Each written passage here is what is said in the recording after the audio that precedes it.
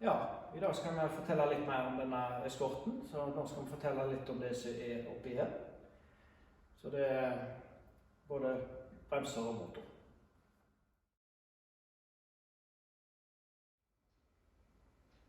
Ja, dette er jo da i utgangspunktet en 1100 eskort, så da har jeg sett en 2 liter i.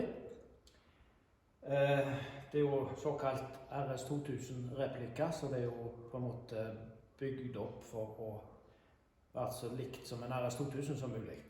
Det er motor fra Granada, men vi kan begynne litt med bremser. Det er jo da en bremseforsterker, ATE, tilsvarende det som RS2000 har, større diameter. Denne bilen hadde riktig nok ikke bremseforsterker i det hele tatt, i og med at det var en veldig sparsomlig utgave. Men det er noe bremseforsterker, og så er det hovedbremselynder fra Granada, 2,8 med 23 mm stempeldiameter. Det er da litt på grunn av bremsene som sitter på bilen. Det skal vi komme tilbake til senere. For de som er observante, ser de sitter noen relæer her. Det er da fra varmebakruta på Ford Granada. De er da lagt opp og koblet inn på det originale lysopplegget, nær- og fjernlys. For det er jo en svakhet på disse bilene at lysbryteren ryker, for han tåler ikke belastningen fra lyktene og spenningen. Så det ble gjort ganske tidlig på denne bilen for å få god lys og noe som faktisk fungerer. Radiatoren den er da tilsvarende størrelse som RS2000, men den er faktisk fra en Taunus, så det er litt modifisert. Og det er jo da skåret ut. Og så er festene litt kappet av og snudd litt, sånn at den er festet på den flaten, i stedet for å ha stått opprinnelig på denne radiatoren og stått ut her. Det er for å få den fram. Det sitter også i elektriske kjølevifter nedi her. Radiatorlåket er veldig kjekt. Det kommer fra en hogging, en Mazda 616, en gang på midten av 80-tallet. Fungerer utmerket. Radiatorslange, Ford Taunus, tidlig utgave. Nede er det en slange fra en litt senere utgave, for det er 90 grader stuss. Men det ble ryddig og fint, og greit og funksjonelt. Motoren har da 40 mm IDF på et innsug som det er vel egentlig en kopi av det som Ford hadde. Ford leverte et sett med 44 Weber og den type innsug og et stort luftfilter til MK2 RS2000. Dette settet her, det ble kjøpt av en kompis på slutten av 80-tallet til en Sierra. Det var et komplett kit du kunne få fra et tysk firma som heter VGS. Leverte da dette settet her. Det var da en luftfilterboks og en slange og noe i forhold til Sierra. Dette har stått på denne bilen siden denne motoren ble bygd. Fungerer helt greit. Kunne kanskje vært 44, men det fungerer bra. I utgangspunktet likt som Ford sitt sett. Luftfilter, Pipercross.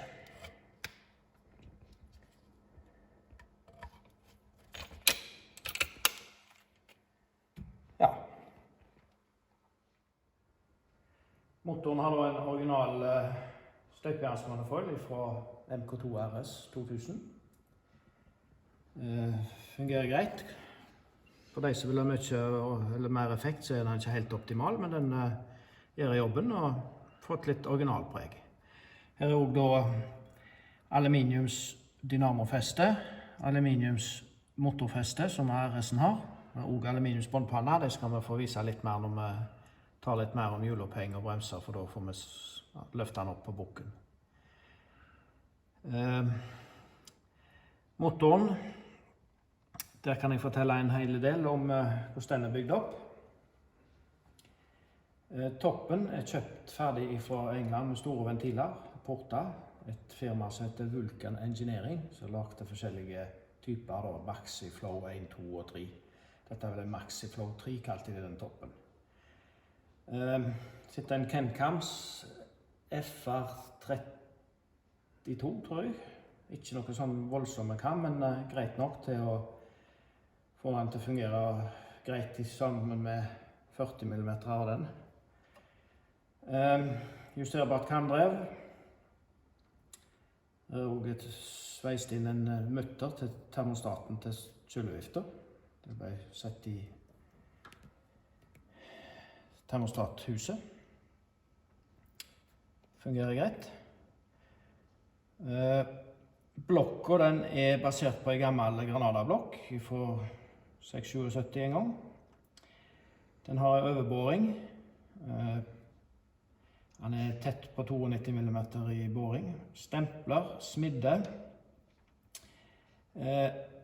Amerikanske stempler som var brukt en del på 80-tallet, så er TRV. Det er i utgangspunktet en dom på toppen, så de skulle gi 11 tegn i kompresjon på original topp. De er dredde flate. Det resulterte i at de egentlig ble litt for lave. Så sitter da Cosworth råder, som er vektjusterte med AOP-bolter, og Cosworth-rådene er da 1,5 mm lenger enn OC-rådene. Så da ble vendehøyden på stemplene en liten touch over, 1 til 2 tideler, så vidt jeg husker. Veiven, standard OC, som er balansert, 2 styretapper til svinghjul og AOP-bolter på alt. Oljepumpa, høyere trykk og mer mengde. Ja, motoren fungerer greit og kunne nok klart en del mer effekt, for det er forholdsvis gode deler han er bygd av, så han tåler nok en del mer enn han er sånn som han er bygd nå. Det har også en oljekjøler som sitter frem i fronten her. Tenningen er engelsk Luminition, så det er ikke stifter. Ikke noe programmerbart, men ganske basic. Så når han ble bremset på en Dynapack, så ble det gjort litt med tenningen, litt kamdrev, dysing. Det som vel gjorde mest på kjørbarheten på en sånn gammel motor, så i utgangspunktet har veldig lite dreiemoment, det var vel justering av kamdrev. Så før og etter den bremsingen så ble det en voldsom forskjell på kjørbarhet på motoren. Han har røfflegt 135 hester på hjulet, motoren, så det er ikke noen sånne ekstreme greier. Men han går greit, en lett bil, og er like litt turtall, og en kul lyd med 2 doble vever, så blir det litt retro rallylyd i motoren. Så det fungerer helt greit. Denne her, populær på 80- og litt ut på 90-tallet, DEFA Alarm. Godkjent av forsikringsselskap og alt, helt funksjonell og fungerer helt utmerket.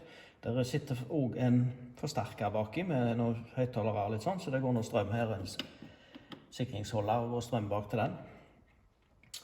Så det var noe greia da den gangen, og var også litt i forhold til forsikringer. Når du skulle ha litt grei forsikring på en bil som var litt påkostet, så var alarmen et must.